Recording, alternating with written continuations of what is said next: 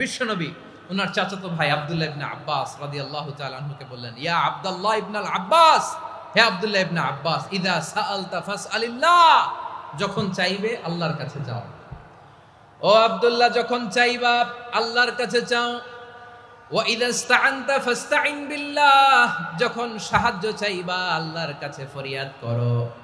জেনে রেখো ও আব্দুল্লাহ, ওয়া আলাম আন্নাল উম্মাতা লাউ ইজতামাআত আলা আন ইয়ানফাউকা বিশাইইন লাম ইয়ানফাউকা ইল্লা বিশাইইন ক্বাদ কাতাবাহু আল্লাহু লাক।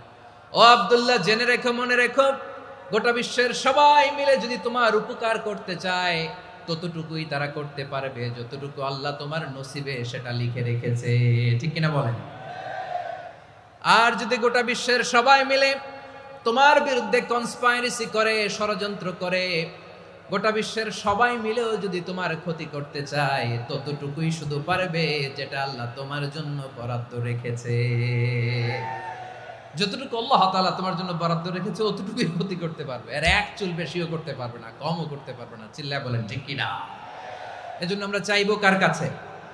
সব সময় আমরা আল্লাহর কাছে চাইবো, বিপদে আপদে, সুখে দুঃখে, সচ্ছল অবস্থায় অসচ্ছল অবস্থায়, পরাজয়ের সময় বিজয়ের সময়, সব সময় আমরা ভরসা রাখবো কার উপর?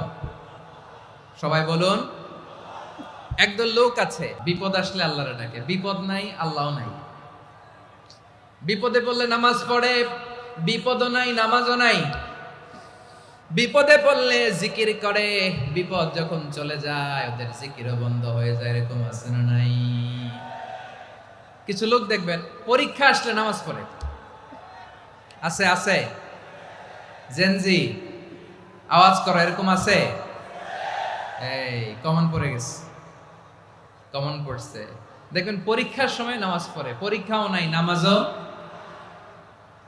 আছে। এরকম কিছু লোক আছে অসুস্থ হলে আল্লাহরে বড্ড ভালোবাসে, আল্লাহরে খুব ডাকে। অসুস্থ হইলে অসুস্থতাও নাই, আল্লাহ স্মরণও নাই। দেখবেন কিছু লোক নির্বাচন আসলে খুব আল্লাহওয়ালা হয়ে যায়। তখন দেখবেন মাথার মধ্যে হেজাব লাগায়, পাঞ্জাবি লাগায়, আল্লাহওয়ালা হয়ে যায়। নির্বাচনও নাই, এরপরে আল্লাহর কথাও নাই। আছে না নাই? না, এরকম হওয়া যাবে না। সব সময় আমরা আল্লাহরে ডাকবো, বিপদে আপদে সব সময় ভরসা রাখবো আমরা একজনের উপর। আওয়াজ করে বলেন, তিনি কে? এ কথায় আল্লাহ তাআলা আমাদের চোখে আঙ্গুল দিয়ে জানিয়ে দিলেন, ফাইদা রাকিবু ফিল ফুলকি দা'আউল্লাহ মুখলিসিনা লাহুদ্দিন ফালাম্মা নাজ্জাহুম ইলাল বাররি ইযা হুম ইউশরিকুন। আল্লাহ বলে, একদল লোক আছে তারা যখন নৌযানে চড়ে, জলযানে চড়ে, সাগরের মধ্যে যখন জাহাজে চড়ে, লঞ্চে চড়ে, তারা যখন তুফানের সম্মুখীন হয় তখন তারা আল্লাহরে বড্ড বেশি ডাকে, একান্ত ভাবে ডাকে, বিশুদ্ধ চিত্তে ডাকে। আবার তুফান থেকে তাদেরকে সেফ জোনে নিয়ে, নিরাপদ জোনে নিয়ে যখন বন্দরে আমি আল্লাহ তাদেরকে ভিড়িয়ে দেই, ওই লোকগুলো আবার আমি আল্লাহর সাথে শিরিক করে।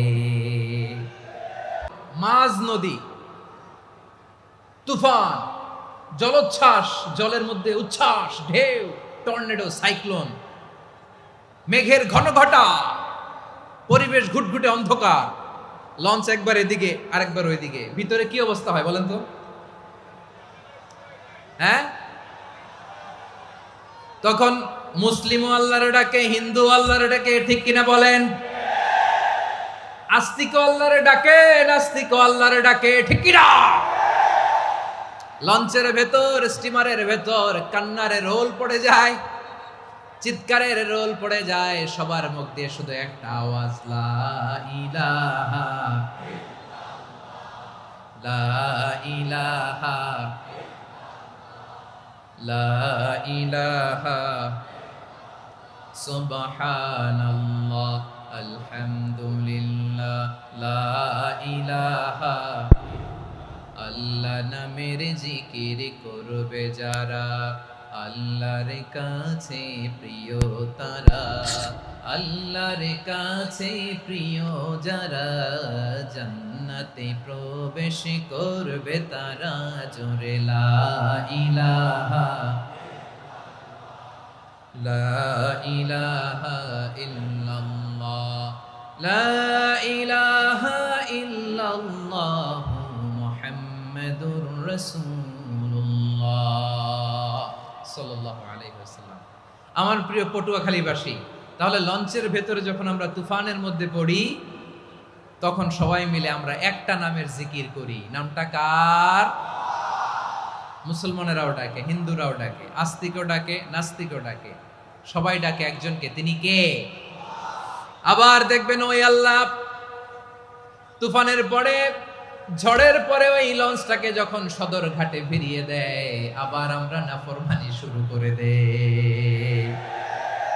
সে কোথায়? আল্লাহ বললেন, ফাইদা রাকিবু ফিল ফুলকি দা'আউল্লাহ মুখলিসিনা লাহুদ্দিন ফালাম্মা নাজ্জাহুম ইলাল বাররি ইযা হুম ইউশরিকুন। সাগরে যখন তুফানে পড়ে আমি আল্লাহর ডাকে, আবার আমি আল্লাহ যখন বাঁচিয়ে দেই, আবার আমি আল্লাহর সাথে শিরিক শুরু করে। আমরা কি এরকম হতে চাই নাকি? এরকম করবেন? হ্যাঁ না, আমরা তুফানে পড়লেও আল্লাহরে ডাকি, আবার বাঁচায় দেওয়ার পরেও ডাকি কারে? আল্লাহকেই ডাকি।